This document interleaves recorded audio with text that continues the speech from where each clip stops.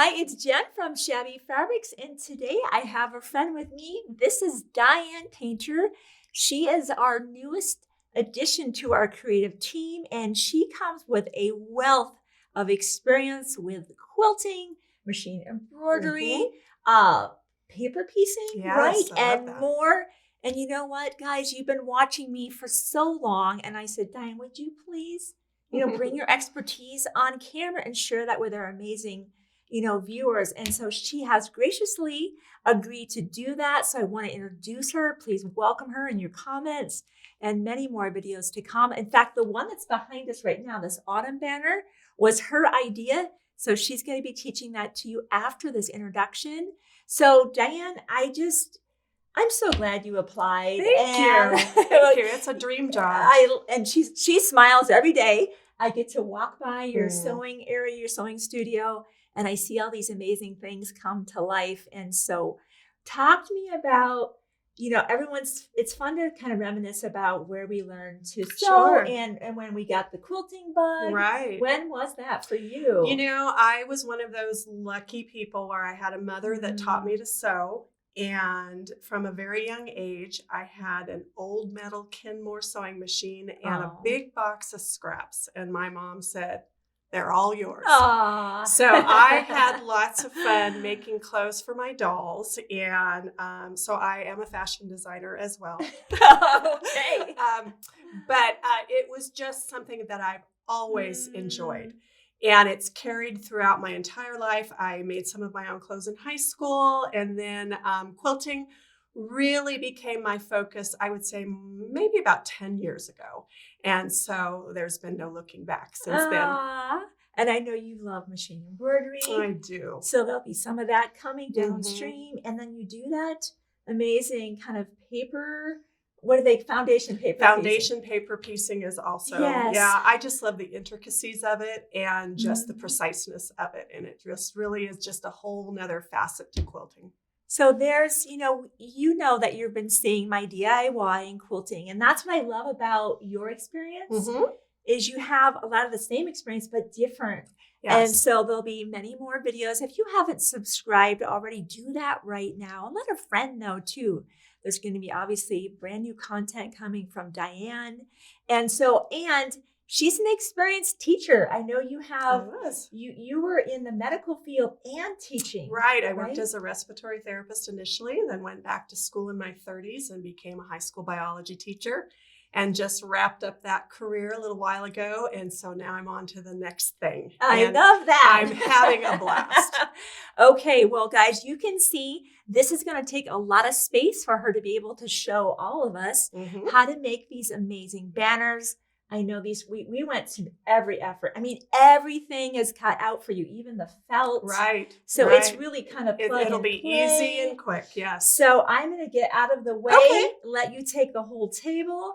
And we have an amazing audience. They're like family to us. I believe so. We are excited to hear more about all the things you have coming our way. You got it. All right. So enjoy the video. And I know that you'll be seeing many more of her videos coming up soon. So I just love decorating for fall. When the weather gives us little hints that fall is on the way, it gets a little bit cooler, kids are in school, I definitely get the itch to decorate my home. I love the rich colors of the fall season, the smells that go along with it, the cinnamon, the apples, and of course the pumpkin spice. So I just love the feelings that fall brings. And so decorating for fall is just as important to me as decorating for the Christmas holidays as well. So that was kind of my inspiration when I thought about doing this word banner. A word banner is so versatile. You can put any word, any message that you wish to convey. And so I'm going to show you how to make a word banner and then also show you a kit that we have put together here at Shabby Fabrics so that you can make the word banner autumn that I have behind me here. It's fun, it's fast, and I think it will be a decoration that you could put up year after year and just simply enjoy. So the materials that are needed for word banners are fairly simple. I have felt, and you can buy the felt at craft stores, fabric stores. They come in 9 by 12 sheets or sometimes larger sheets that are 12 by 18 and even in yardage. So I just have the 9 by 12 sheets here. You'll need some fabric scraps, and I just have actually kind of my leftovers that I used from my autumn banner, and some fusible webbing, and then some sort of string, and in my case, I'm using elastic. We have a lot of elastic here at Shabby. We initially brought this product in because of making masks, and you can see we have a whole array of colors, but this would be a really fun application for making banners that you could use for any holiday.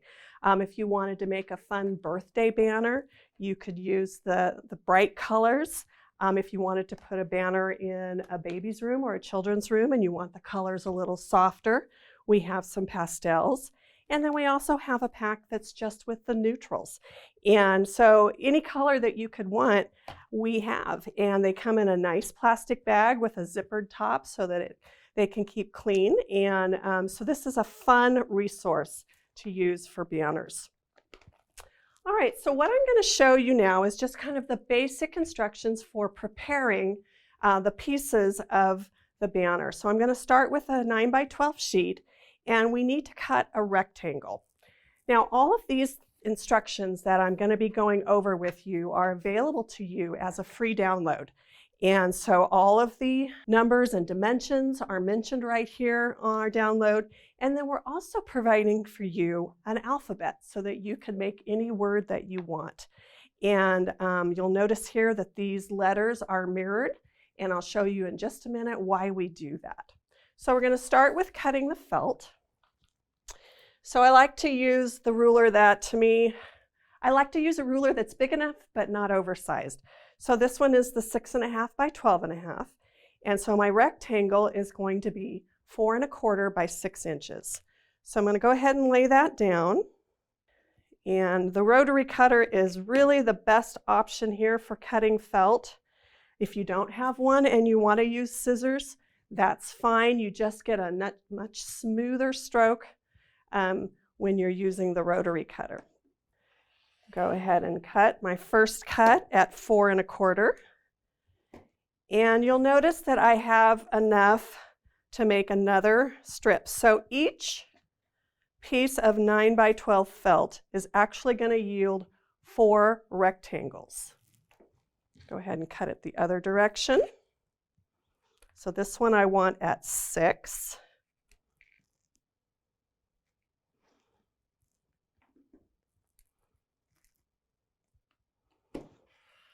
And I think I should have 2 pieces right at 6 there. I do.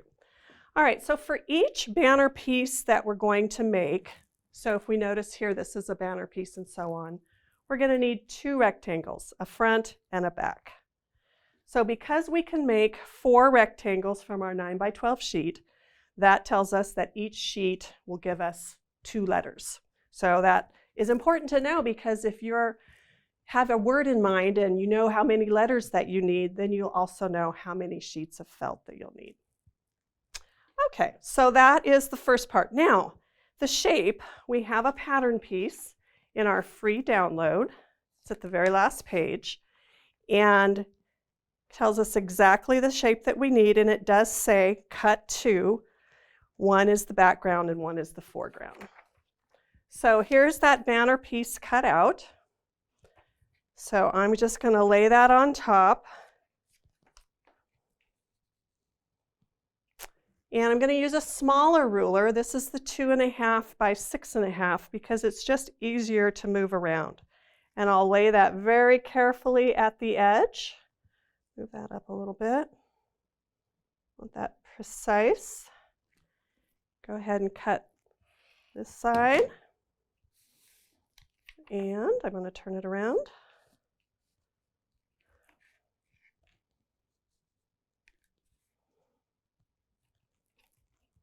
Cut the other. All right, the next part would be preparing our letters. All right, so I'm going to be using a light board here. Get that turned on. All right, so I have my alphabet. And so I wanted you to notice that the letters are mirrored. But you think, well, wait a minute, this A doesn't look mirrored. Well, it's because an A is pretty much symmetrical side to side. I can flip it, horizontally left to right, and the letter shape is the same. Some letters are like that, some are not.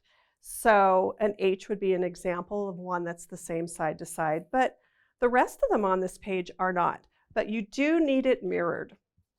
All right, so I have a piece of fusible webbing. This is Heat and Bond Light. And so I'm going to, let's say I want to trace the B. So I'm just going to put my Heat and Bond over the top. And sometimes if I have straight edges, I'll just go ahead and use the ruler, because then I know that I'm right on. And then I will just go ahead and trace the rest of this.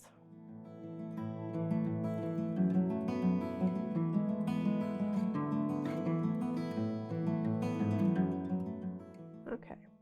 All right, so there's my letter. And of course, you would do all the letters that you need for the word that you're choosing. All right, then I would just rough cut this letter out. I'm going to turn my iron on because our next step requires the iron. Just a rough cut. And the next step then is choosing the fabric that you want. Now, a lot of us have fabric scraps around, and this is a great way to use those up. You generally need around a 3.5-inch square or 4-inch square. But if you don't have fabric scraps around, or you want to use a particular fabric or a fabric theme, one of my suggestions is to use a charm pack. And that's what I used for my autumn banner. I used Bounty of the Season, a Robert Kaufman collection, and it just had such beautiful, rich fabrics, has little bits of metallic accents. And I just thought, oh, this would just be beautiful, because these are the colors of autumn that I enjoy so much. So that is one suggestion if you need some fabric scraps. Christmas is coming up, so there we have some examples of some charm packs with some Christmas fabrics as well that could be really fun and beautiful. Some of them are very formal looking, some are very fun and casual. So the choice is yours. Lots of options here. All right, so I'm going to use this fall fabric here, and I'm going to fuse it on, and I'm going to fuse it on the back side. So I'm going to turn it over, and the glue side goes down, and you can see that I probably would have room for more than just one letter in this 5-inch square. All right, so to fuse it on, I'll take my iron and just gently place it on top, and you just hold it for a few seconds. 5-6 seconds maybe is enough. Okay. All right, and you're going to let it cool. It's not too hot anyway. And then you'll need to be cutting it out. And so I like the Kai scissors for this because they're small, they're sharp, they're going to allow for precise cutting. And you want to really be as straight and accurate as you can at this point. So when you cut those letters out, that edge is important to be nice and smooth.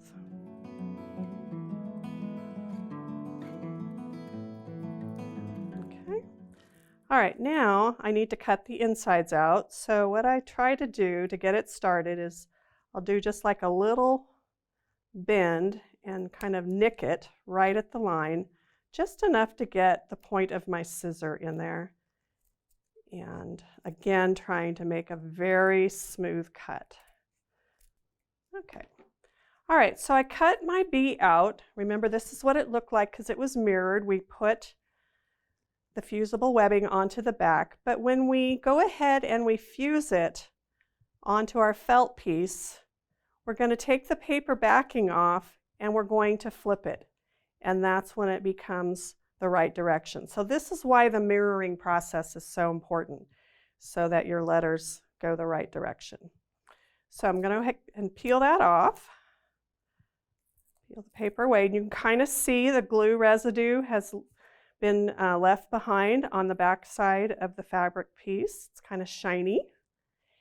And so to put that on there, I like to measure, and I'm going to use my small ruler for this, about an inch down from the top. And then I kind of eyeball it to make sure that it's centered left to right. I'm going to move it over just a little bit.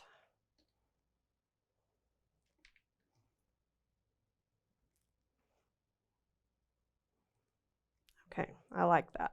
All right, so now that it's in place, we're going to fuse that one on there.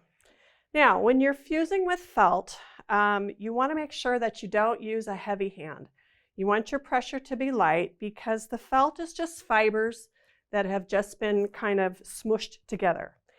And so if you press really hard with your iron, you could kind of make some permanent dents in the felt, and we don't want to do that. So I'm just going to put that on here, and again, just a really light pressure. And sometimes I even move the iron just a little bit side to side, just so that I'm not making any marks on my felt. All right, so if you're preparing with your own products, your felt, your fabric, and so on, that's how you would get started using the alphabet. Now I want to show you what we have put together to make this process really fast and really easy.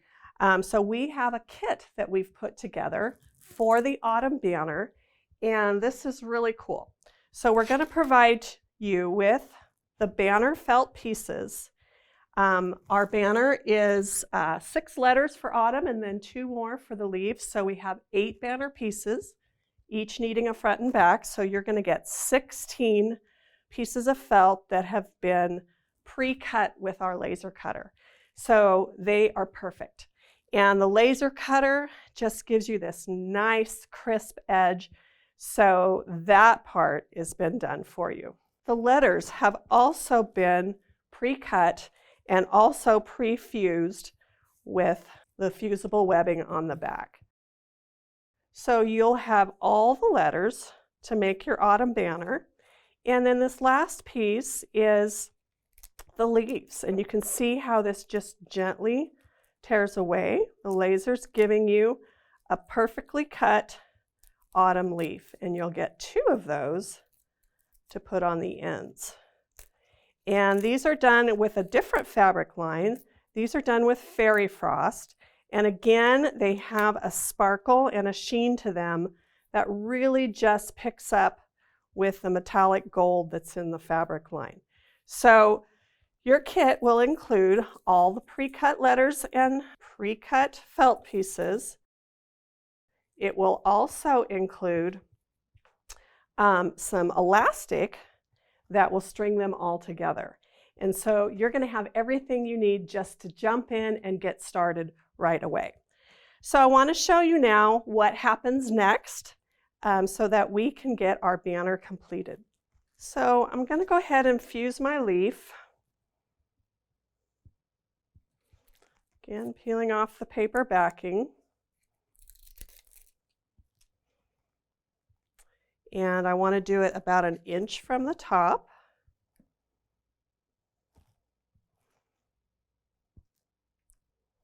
So this one's a little bit bigger, so I'm trying to kind of center it left to right.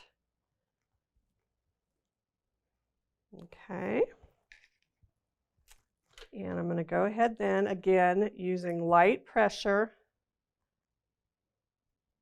fuse that. Also going to go ahead and do one more letter from our autumn banner. Start with the A.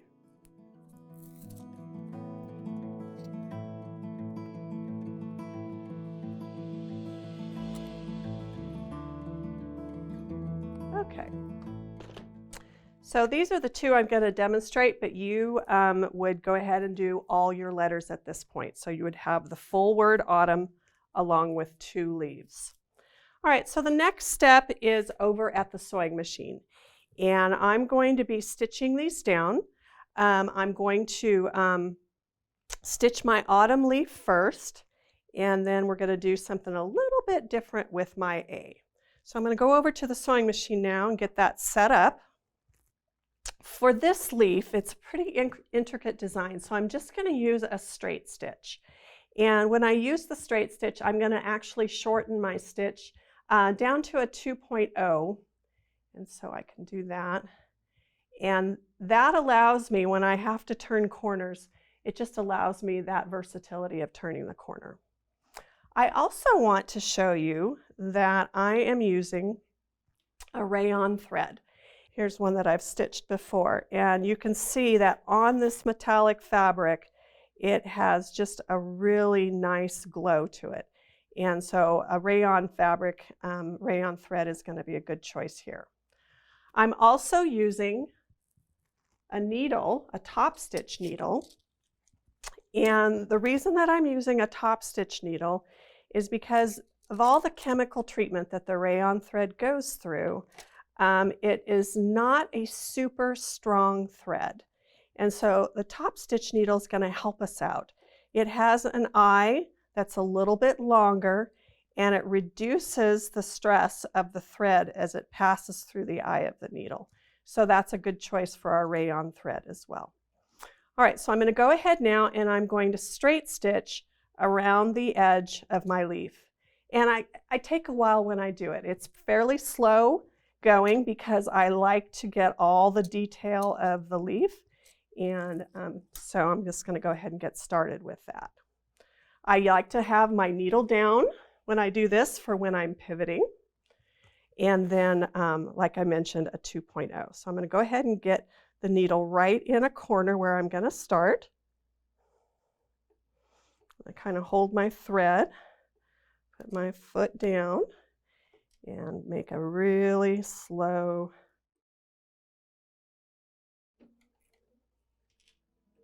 see, I can turn and pivot.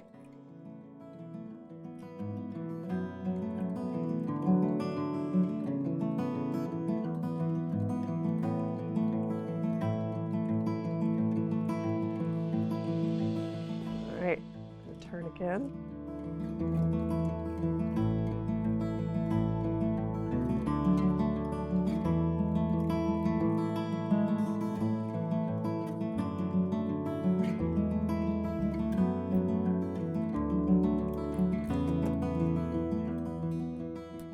Okay, so that was a little slow going, but with all of the turns and intricate corners, that's what it takes, is just going slow so that you end up with a nice product. Okay, so the next thing that we're going to do is we're going to do the applique for the letters. And I want to show you some options because we're going to be using a decorative stitch. So I like to kind of test out my decorative stitches because we have so many choices on our machines. And it really just boils down to personal preference. So as you're sewing your letters down, you need to kind of ask yourself a few questions about what do I like, what do I don't like. So over here, I just did some traditional blanket stitches. And it's a very safe choice, very clean looking. And this one on the left is kind of like a triple stitch where the needle goes back and forth a couple of times. And so it gives you that thicker look with the thread. And with the rayon, it just really looks nice. So that's a super option. This blanket stitch over here was just a single stitch. And it just kind of, it's like this highlights the thread more. What do you like? All right, some of the other options. The thread goes onto the fabric. It also goes off of the fabric. And I tried several like that and decided that I liked that look. And so I kind of played with some different stitches and made the samples. They end up looking a little bit different than what you would imagine by just looking on the screen. So it's important to stitch them out. And also you'll end up wanting to play with the settings a little bit. You may want to lengthen the stitch or widen the stitch. And so I have some different choices here. I ultimately chose, for my sample, I chose this stitch right here. So if you're a BERNINA owner, this is a 770 Quilters Edition. This stitch is number 603. And so that's what I used on all of my letters. I had a length of 7 and a width of 7. and that's what I ended up using. So I'm going to go ahead and I'm going to stitch out one letter for you, and I need to kind of set that up. All right, so I'm going to center and drop my needle down right at the outside edge of the fabric. Get that done ahead of time so that I'm starting right in the same place. Then I can go ahead and put my presser foot down. And again, I have my top stitch needle and my open toe foot, and I'm using stitch 603. So I'm going to have, it has a center position, and so I want to try and keep it lined up so that it's just going to stitch right along that edge, and then it goes in and out. Now once you get it lined up and you have a nice straight area, you can kind of get the speed going a little bit higher. On the home stretch here.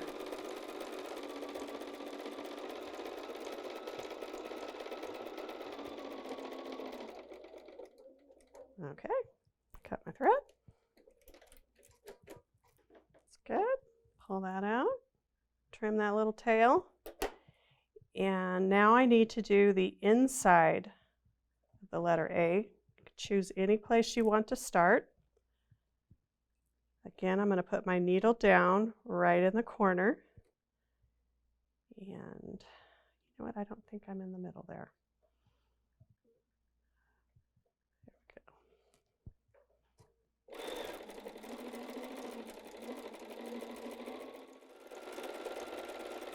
Okay, so now I can cut it again. My A is complete, and we would do this for all the letters. All right, so I've sewn, and I had a brown thread in my bobbin. Okay, you can kind of see a little bit of the gold there. But now as I go to put together my banner pieces and go ahead and add the backing, I'm going to go ahead and switch out my needle thread to a brown as well. And so I'm going to go ahead and place these directly on top of the backing, and I'm going to pin these together. I want to make sure that they don't shift at all as I'm sewing the two pieces together. So I pin quite a lot because I want these to be really secure. I'm going to go around the outside edge there. The needles really slip in and out of the felt so easily.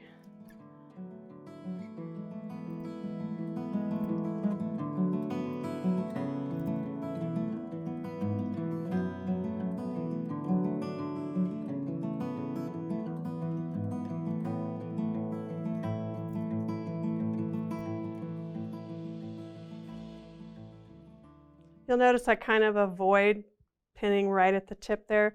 When I'm coming down with the sewing machine, that pin, if there's one there, it's just always in the way. So I just tend not to put one there.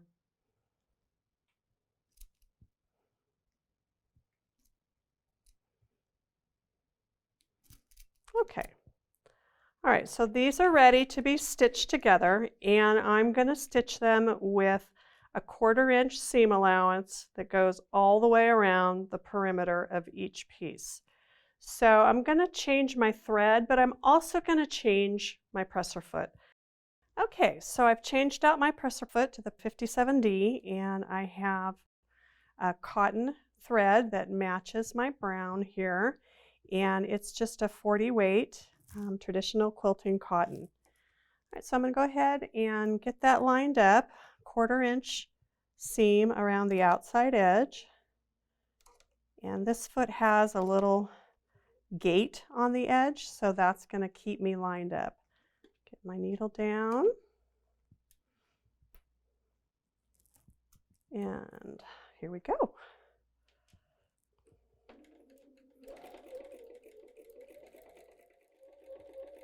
One of the things I really like about this foot, if I'm making a 90-degree turn, I don't know if you can see there's a little notch right here in the outside edge of this foot.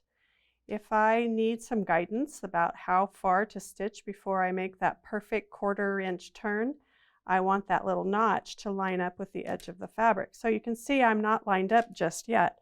But if I go a stitch or two further, just one stitch it looks like, now I can turn and pivot, and I have the perfect 1/4 inch as I turn the corner. It's a nice little tool.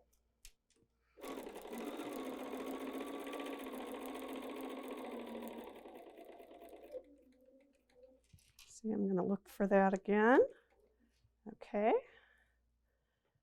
And that one's done.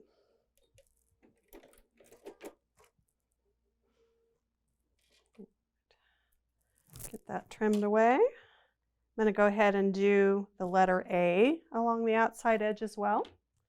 All right, so I have the rest of the pieces done. The next step is to punch a hole in the 2 top corners so that we can string them together. So I'm just using a regular hole punch from the office store. And as I was playing around with this and I put the fabric in there, I realized I really couldn't get a good look as to where the hole punch was going. But I discovered that if I turn it upside down, I can really kind of see inside the groove, and that helped tremendously in the placement for my stitch. So I'm going to put that inside there, and this outside edge I lined up with my stitching, and then I could kind of peek through, and the goal was to be about 1/8 of an inch from the stitching in both directions. So just give it a punch, and that pulls the hole through. Go ahead and do it for the other side.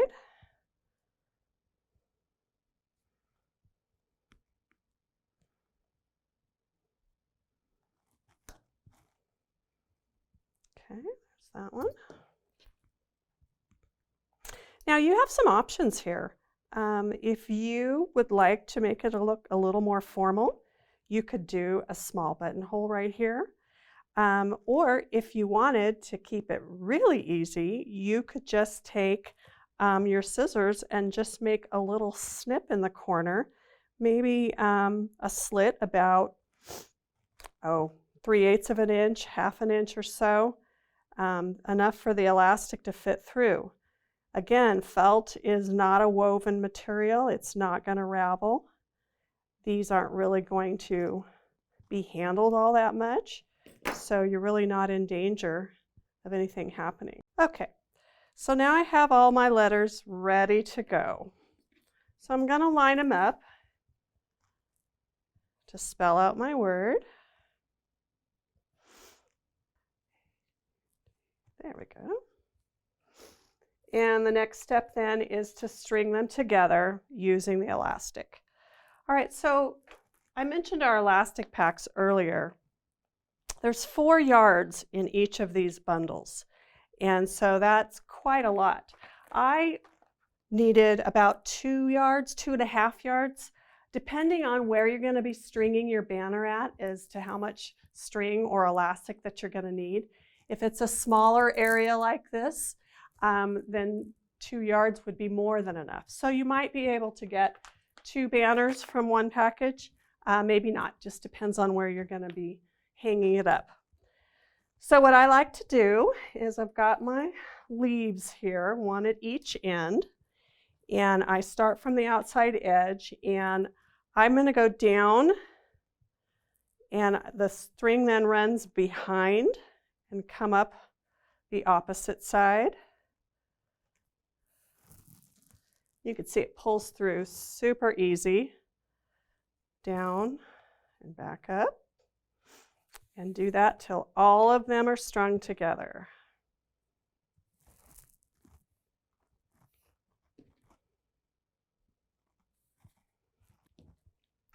The different colors of elastic could make this really fun. If you're doing a banner, for the Christmas season, of course you could use red or green or white or black, and it could match or contrast your felt backgrounds. You have a lot of design choices when you do that. It makes it really fun. There's lots of holidays that you could do with the banners. Might be even fun to do a children's, their name, put up in their bedroom, or a happy birthday, or happy graduation. Lots and lots of choices.